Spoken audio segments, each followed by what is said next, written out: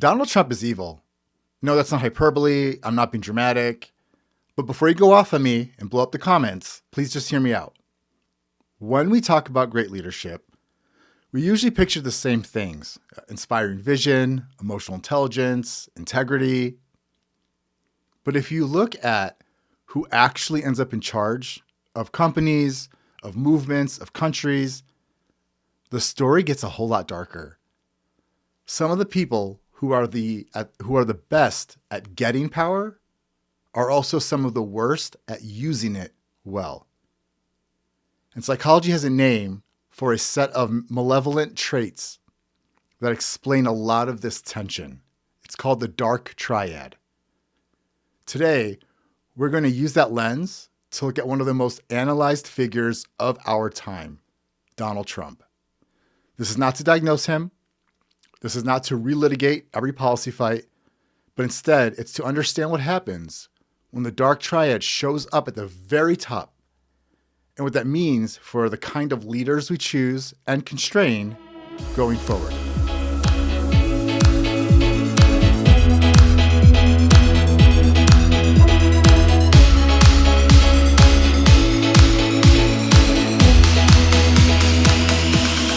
Welcome back to Built to Grow. I'm your host, Valdet Salimai. I have a degree in psychology and have a master's in organizational leadership. So the psychology of leadership is something that is very, very important to me. It's in my wheelhouse. And that's what this episode is going to be about, the psychology of leadership. But specifically, we're going to look at how things like narcissism, Machiavellianism, and psychopathy can help someone rise to power while quietly also undermining trust, stability, and shared reality underneath. So by the end of this episode, you'll be able to spot the dark triad patterns in leaders that you know or follow. You'll understand why these patterns are so attractive to some people, especially during uncertainty. And then you'll be able to contrast them to what a healthy leadership looks like and what strong institutions actually look like. But first, let's start with the basics. So what is the dark triad? Psychologists use the term dark triad to describe three closely related malevolent personality traits. Narcissism, so this is that sense of grandiosity, entitlement, it's a craving for admiration, and it's often a tendency to exploit others. Narcissism is both a personality trait and it can also be an official diagnosis of narcissistic personality disorder. The second one is Machiavellianism. This is a strategic, manipulative, it's the ends justify the means approach to other people and power. It's using people to get what you want. And then the third one is psychopathy. This is associated with callousness, low or no empathy, impulsivity, and it's a willingness to violate norms without guilt. Psychopathy can also be a personality trait, or it could also be an official diagnosis. Because these aren't like yes or no labels. It's not like either narcissistic or not. It's a spectrum. They're all on a spectrum.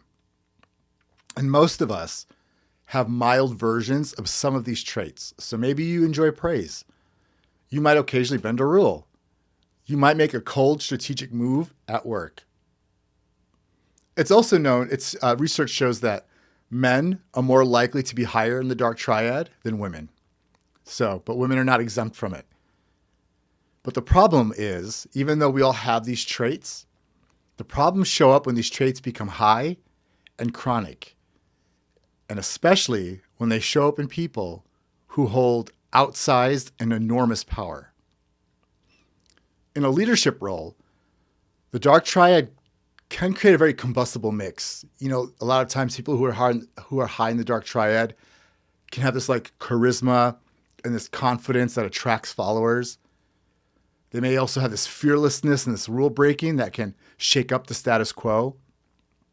And then they have this manipulation and callousness that over time corrode institutions and relationships. But research on the dark triad leaders finds a repeated pattern. They may generate short-term wins and intense loyalty, but they dramatically also raise the risk of things like scandal, ethical failure, and in businesses, organizational collapse in the long run. So if these traits are so dangerous, why do people who have them keep ending up at the top? If you ever watched a political rally, so like a CEO town hall, or even like a viral TikTok guru, and thought, oh, this person seems kind of terrifying, but also like, I get why people are drawn to them. You're actually feeling this tension. You're feeling why they're so attractive. Several psychological dynamics make dark triad traits appealing in leaders. First, strongman appeal in uncertain times. When the world feels unstable, whether it's economically, culturally, politically, we crave certainty.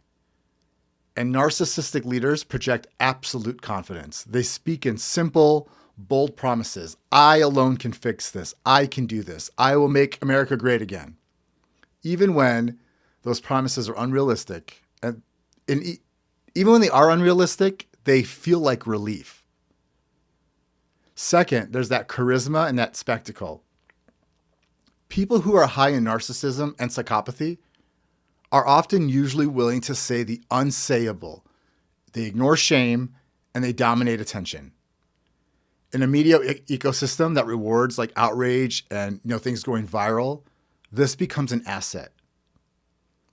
So if you're willing to create constant drama, you get constant coverage.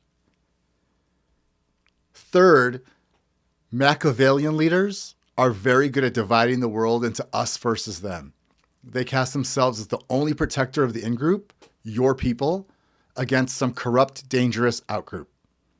That taps into our, from looking at an evolutionary psychology perspective, that taps into deep tribal instincts and can often override our concerns about a person's character. And fourth, there's transactional loyalty. Dark triad leaders are often masters of rewarding loyalty and punishing defection.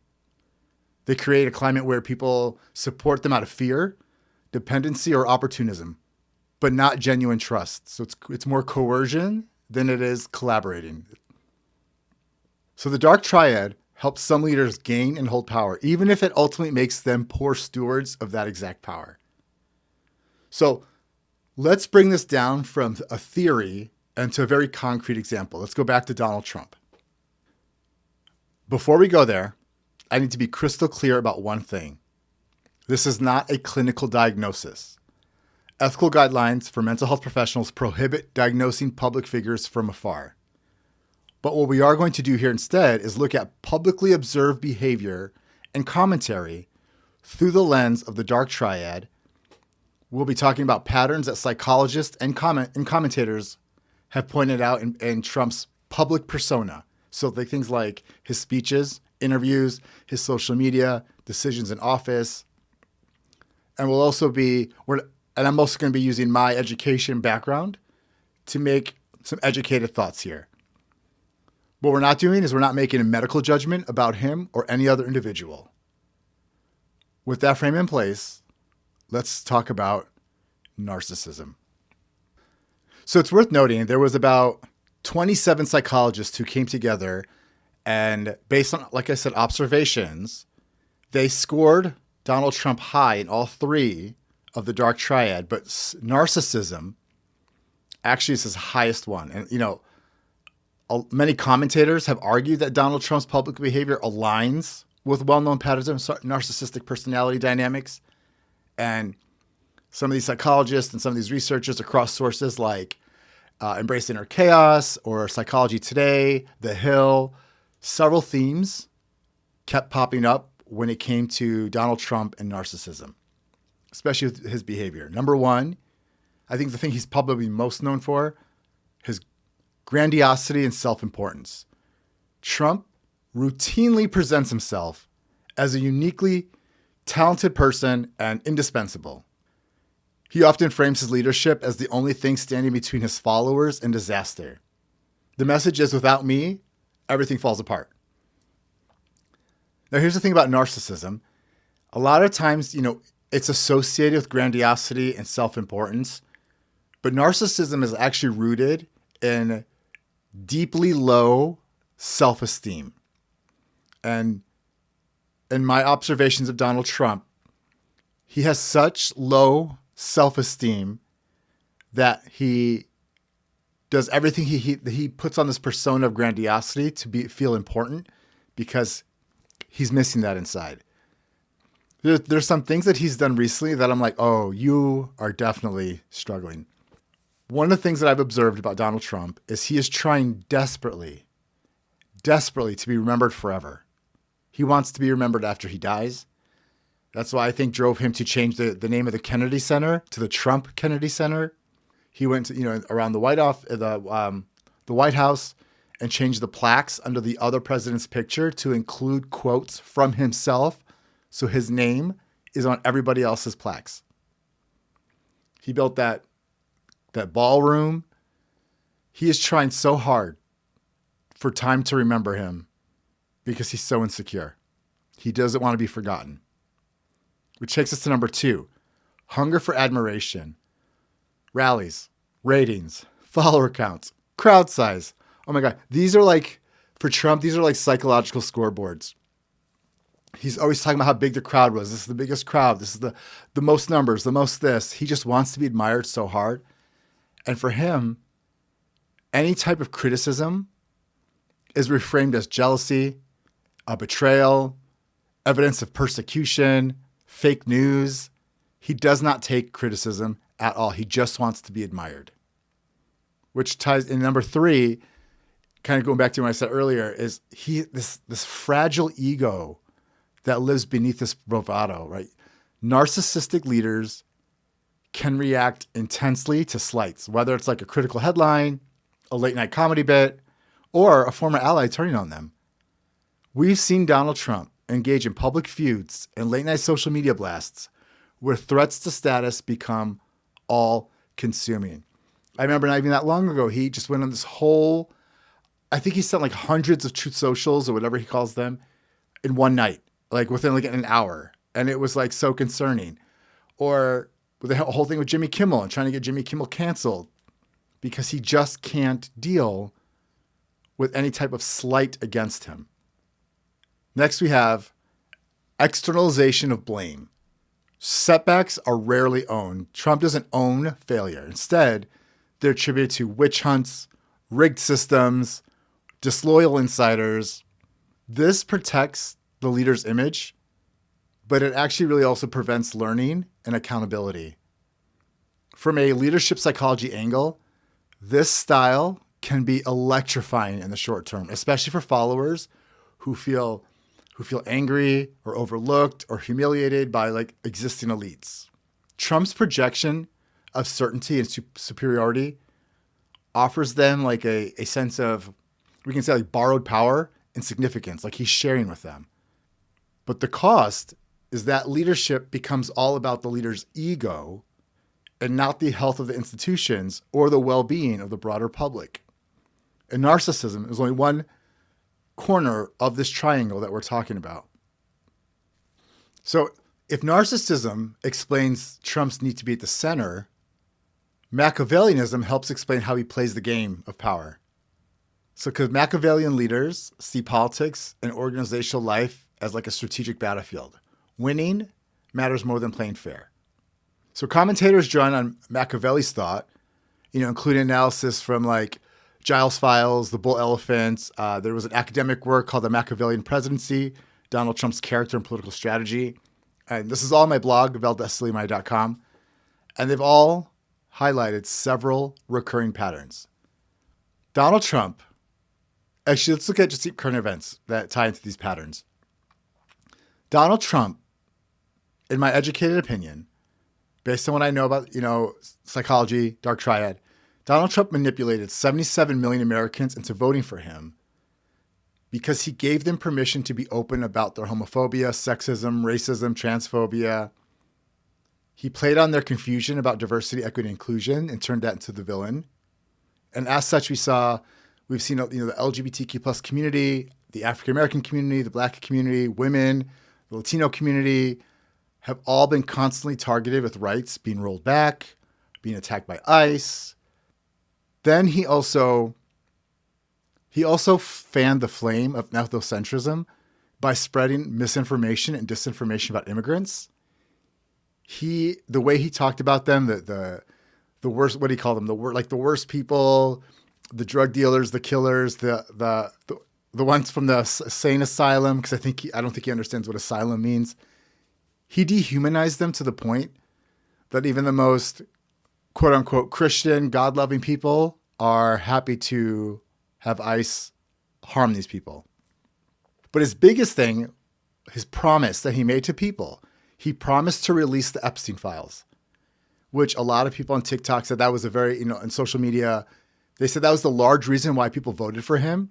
He was one of us, quote unquote, and he promised to release the Epstein files. It is evident now that he never planned to release the files because he is in them. And he has worked hard to cover it up because he has nothing to lose at this point. He's in his second term. He can't be voted again. So he's working overtime to hide the very thing that he promised to deliver because he knew that people would vote for him if he did. He also, again, looking at this past year, he completely disrupted the checks and balances of our government, and he consolidated power to make himself immune from illegal acts. And he has done quite a bit of illegal acts since he became president again in January. So let's break it down into more Machiavellian traits. So first, politics is cast as a zero-sum contest between loyalists and enemies. You're either with Trump or you're against Trump. Do you all remember when he referred to Democrats or liberals, whoever, as the enemy from within?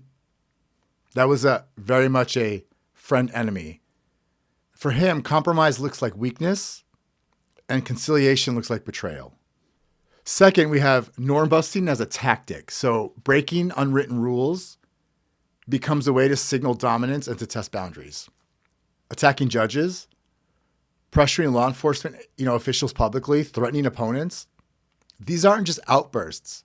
They're also ways of asking, what can I get away with? Third, the instrumental use of truth. In a Machiavellian frame, the question is less, is this true? And more, does this work? Does this claim mobilize supporters, confuse critics? Does it shift the narrative? If so, it's useful, regardless of its relationship to facts. And then fourth, transactional relationships. Advisors, staff, even institutions are treated as useful so long as they advance the leader's goals. Once they don't, they can be discarded, they can be attacked or replaced. Here's an example of Trump with his Machiavellianism.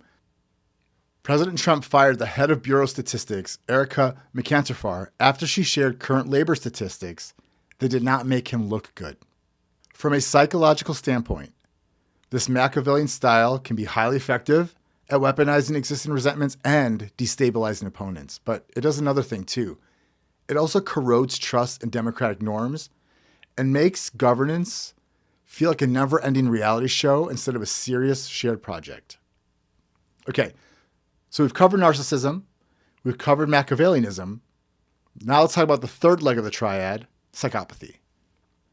The third leg of the dark triad, psychopathy, is defined by traits like shallow affect, low empathy, impulsivity, and a willingness to violate norms and harm others without remorse. Again, commentators and researchers, have debated how much this applies to Trump. There was one psychologist, Kevin Dutton, for example, who compared Trump's psychopathy scores to those of other historical figures. And commentators like John Toronis and outlets like The Independent have explored whether Trump shows elements of this profile. And actually, there was one study that showed Trump is actually higher in psychopathy than Adolf Hitler. Again, just something to think about, observation. What I ask you to consider are the accusations against Donald Trump, especially in the Epstein files and Sasha Riley's disturbing story of the abuse he endured by Trump and others. That says a lot. Again, we're not here to slap a clinical diagnosis, but certain patterns in his public behavior are worth noting. So here's a couple of them.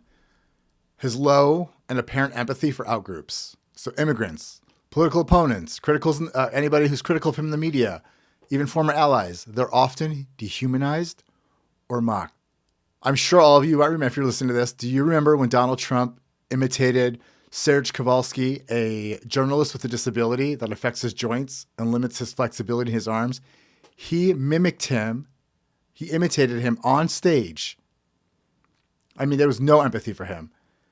Like, more empathetic leaders usually soften their language around vulnerable groups, but Trump often doubles down. From brinksmanship and international affairs to confrontational domestic rhetoric, he often seems comfortable escalating situations that most leaders would try to cool down. You know, his interview with Zelensky from Ukraine, we saw in all global things, he continues to escalate situations instead of trying to bring it down. And the other thing is he has minimal public remorse. Even when policies, statements, or actions generate like widespread harm or backlash, there's rarely a clear, sustained expression of like regret or self-critique or self-accountability. Nothing. We hear nothing. We see nothing. So taken together, these tendencies amplify the effects of narcissism and Machiavellianism. You get a leader who craves attention, craves adoration, treats politics as a ruthless gameplay, and shows limited concern for those hurt in the process. That combination can push, like in leadership, and from the organizational perspective, that combination can push organizations and societies into extremely volatile territory. Donald Trump continues to dominate U.S. political life through ongoing legal cases, renewed campaigns, and open talk of retribution against opponents. Recent reporting has highlighted how he frames future power in terms of settling scores, reversing constraints placed on him, and testing the limits of institutional checks. For psychologists and citizens alike, this raises some really core questions. What happens when someone with a strong dark triad trait gains not just attention, but formal authority? And how resilient are institutions, courts, legislature, the press, civil society, when they face sustained attacks from the top? And what does it do to a culture when cruelty, bragging, and shameless norm breaking are modeled from the highest levels of leadership? The reality is the answers to those questions are actually still unfolding in real time. Especially with Trump now, at least with his first presidency, he had some kind of bumpers, but he has let go of those bumpers completely. So now we're really seeing the effects of the dark triad. But the patterns we see around Trump, echo earlier areas in other countries where strongman figures have used similar traits to gain hold and power. So we've seen this before.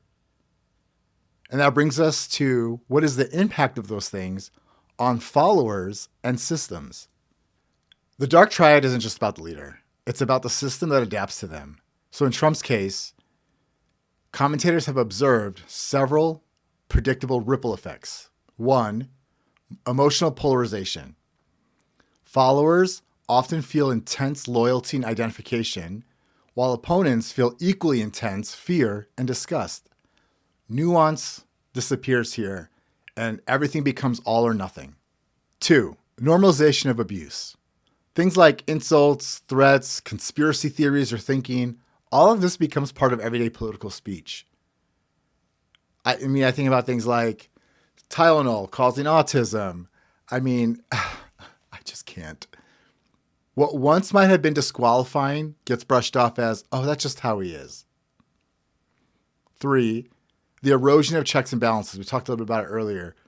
When institutions push back, whether it's the courts, the press, internal watchdogs, dark triad leaders frame them as corrupt, biased, or illegitimate. And this tends to weaken public trust in the very systems that are meant to protect democracy. 4, there's burnout and moral injury. Public servants, journalists, and ordinary citizens can feel exhausted and even demoralized. And oftentimes many will withdraw from engagement altogether, which ironically actually makes it easier for such leaders to consolidate power. Over time, the cost isn't just one leader with difficult traits. It's a culture that adapts to them, lowering its expectations of what leadership should be. Studying Trump through the lens of the dark triad isn't just about one person. It's about asking what kind of leaders we reward and what are we willing to tolerate. A few lessons emerge when you contrast dark triad leadership with healthier models. Charisma is not character. Confidence, media savvy, and the ability to dominate a room are not the same as empathy, integrity, or wisdom. It is easy to confuse being entertained with being well led. 2, institutions matter. Systems that depend on good guys alone will always be vulnerable. Healthy democracies and organizations built in checks, transparency, and accountability precisely because some leaders will be tempted to exploit power. We don't just need better people. We need better guardrails. Pay attention to how leaders treat the vulnerable. Dark triad leaders often punch down, mocking, scapegoating, or exploiting those with less power. Healthy leaders do the opposite. They protect and they uplift. Don't confuse drama with effectiveness. A current sense of crisis can feel exciting, but it rarely produces stable long-term progress. Sustainable leadership is often way quieter than those nightly headlines.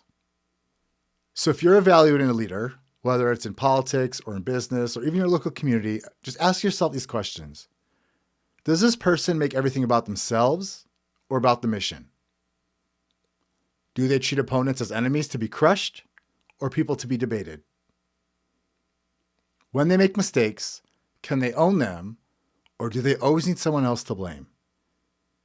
Your answers to these questions will tell you a lot about whether you're looking at the dark triad in action or something healthier. Donald Trump is one of the most intensely analyzed political figures of our time, and he will likely continue to be analyzed even after his term. Through the lens of the dark triad, his public behavior highlights how narcissism, Machiavellianism, and psychopathy can help someone rise to power while simultaneously undermining trust, stability, and shared reality. We don't need to pathologize every flaw or pretend that leaders must be perfect, but we do need to be honest about the risks of celebrating leaders who seem to thrive on dominance, humiliation, and chaos. The psychology of leadership isn't abstract. It shows up in the headlines, it shows up in the ballot box, and it shows up in the day-to-day lives of people who have to live with the consequences of powerful people's personalities. So as citizens, as employees, as community members, we can ask better questions. Are we rewarding leaders who serve the mission or leaders who serve themselves? Are we building institutions that can withstand dark triad personalities or ones that crumble under them? And in our own spheres of influence, are we modeling the kind of leadership we actually want to see at the top? If this episode helped you see leadership a little more clearly, consider sharing it with someone who's trying to make sense of the current moment. And if you want more deep dives into the psychology of power, growth, and change, make sure you're subscribed to Built to Grow. Thanks for listening.